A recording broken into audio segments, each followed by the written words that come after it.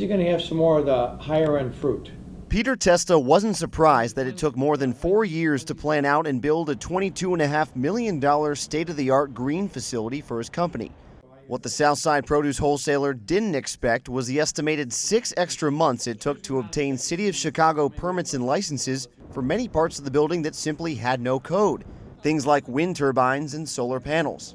And while some delay is typical for any new building, this one highlighted some crucial disconnects between the city and its manufacturing base. It hugely affected how we got things done. Code might say you have to test a certain way, but when you talk about renewables, those tests wouldn't make any sense. So common sense, sometimes needs to overrule what's written on a piece of paper, because what was written on a piece of paper might have been 50 years ago.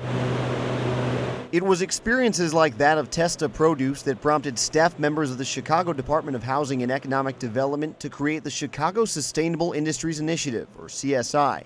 Launched in April with federal grant money, the program set out with a clear goal: to establish a formal government strategy for long-term success in the production sector.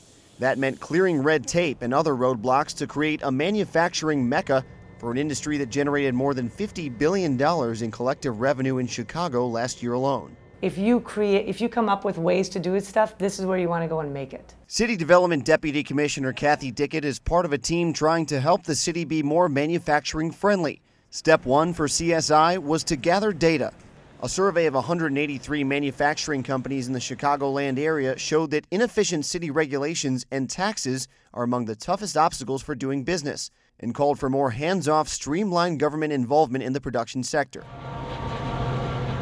In the first ever comprehensive detailed analysis of Chicago's 24 industrial corridors, CSI found that many districts slated for manufacturing use were being eaten away by residential and commercial development, which in some cases was boosting property costs.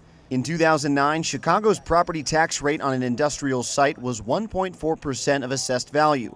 That's 45% higher than Los Angeles, which is the only metro area in the country with a greater manufacturing output, according to the U.S. Bureau of Labor Statistics.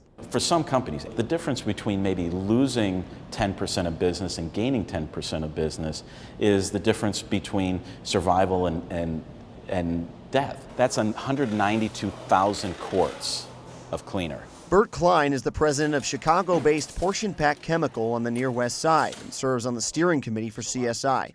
He says that on the whole, the benefits of manufacturing in Chicago outweigh the costs, but that the city could still stand to make some changes, like providing better access to local public contracts to help grow the sector. The city receives a great benefit back. Think just in terms of having employees, a healthy business. Then you go beyond that and think about property values and taxes. And so you look at this tiny little preference of in terms of percent on the city's purchasing versus the downstream benefits. So you want jobs in Chicago? Then buy from businesses in Chicago.